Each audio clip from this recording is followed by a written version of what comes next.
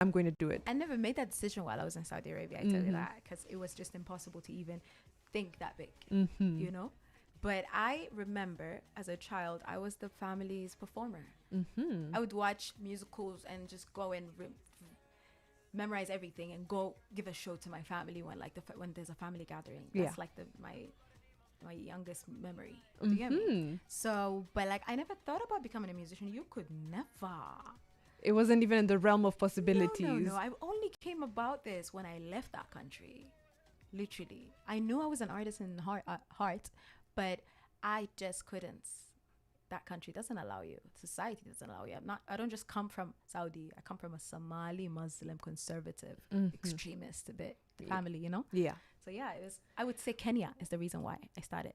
That's interesting. This country plays very interesting roles in people's lives. How did Kenya, get the artist out of you? So I remember I came to Kenya on vacation in 2018, and I just came to visit a friend, and I remember just stepping into the country, my first weekend in this country.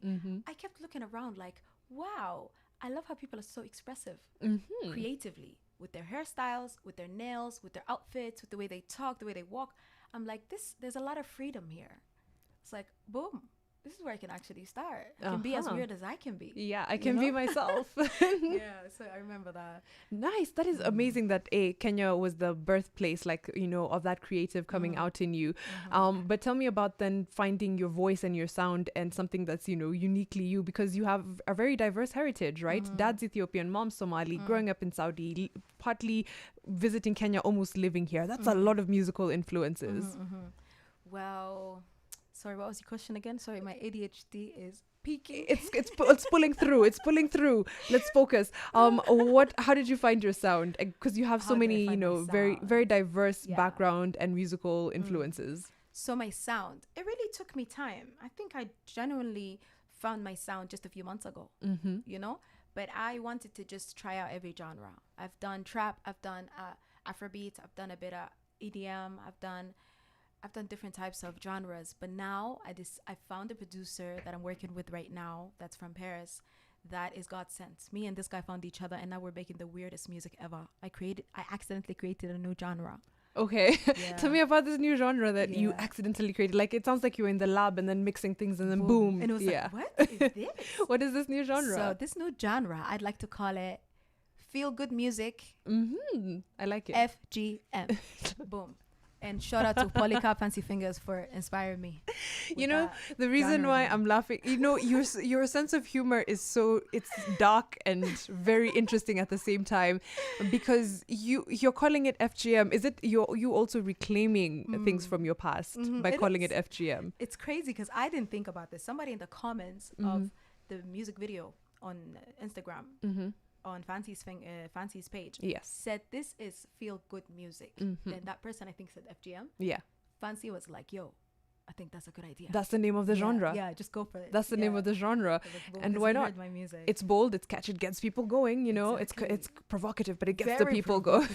Ooh, I can't wait for this music to be out. I'm starting to release next month, so July just around the corner. That is amazing. Are we getting an EP? Are we getting an album? Are we getting shows? It's going to be a single one after the other. I'm going to release a single every month. Yeah. I think that should be the plan. I love it. Instead of just dropping the whole work. Yeah. Just to keep that keep it spicy. Yeah. Okay. With a few crazy visuals. Ooh. Guys, you guys are not ready. The visuals for Ego already are 10 out of 10. Amazing. Wow. Tell me about working with Polycarp, Fancy Fingers, and how you two found each other. So, Fancy, well, I knew about Sauti Soul, of course. Who doesn't, right? The whole world knows about Sauti Soul. I knew about Sauti Soul, and I'm always that type of person that slides into people's DMs. So I've slid into a lot of musicians' DMs, like, hey, let's collaborate. Ever since I started. Yes. I've gotten a lot of blue checks. I've been left on red too many times, but that doesn't affect me. Yeah. Then at some point, but I didn't reach out to Sauti Soul because I'm like, bro, these guys are so big. Yeah. Let me just relax myself and be humble. Just reach out for everyone that is, within reach. Yeah, that you think is within reach, but alas, turns out Sauti Soul was within reach. Crazy. Yeah. So now I did a song with Fadili Tulia. And that song was in his album, and also he did a song with Fancy, and that song was in that album. So that's how Fancy heard my vocals. So Fancy just slides into my DMs. He's like, your vocals are divine. I want to produce for you. Can we work together? I'm like, sure. Yes. Go.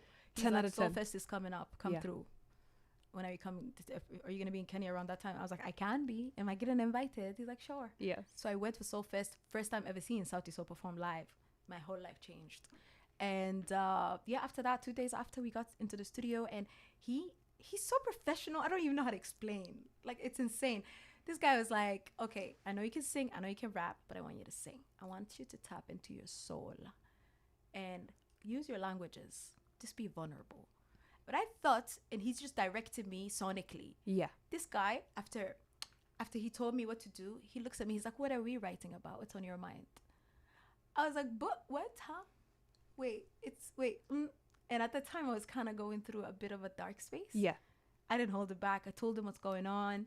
Told him that someone broke my heart, but I'm not sure if it's a heartbreak. I think it's an ego bruise, because I don't want to settle down, but I just wanted this guy to tell me, I want you to be my future wife. Right. You know? Even you don't want to get married, but still, it's nice to hear. I wanted that. It's nice to hear. Ego, right? Yeah. So that was like, I don't think it's my heart. I think it's ego. This guy told me he loves me, but he's not in love with me. He's like, start typing now. And then so he wrote from that guy's perspective. Yeah, and you wrote from and your I was in so perspective. much pain. Was it cathartic? Was it healing? It was. This Yeah. whole song was healing for me. Honestly, I'm so grateful. I love it. It's the ego is bruised. It's not the heart that's broken. Exactly. And I think every time you get heartbroken, check yourself and see, what is it? Is it a heartbreak really? Because if you truly, truly love someone unconditionally, you will be okay with them not being with you. That is very true. It's hard to hear, but it's true. I know. We have to we have to wrap up the interview now, but please tell me how to support you. How do we find your music? Where can we, vibe with you, connect with you? Yes, you guys can find me everywhere at Bananasoverdose. Not banana, not one. It's plenty. Also bananas, because I'm crazy. Bananasoverdose everywhere. Music is coming out from next month. Tune in. I have my merchandise as well. Go to the link in my bio.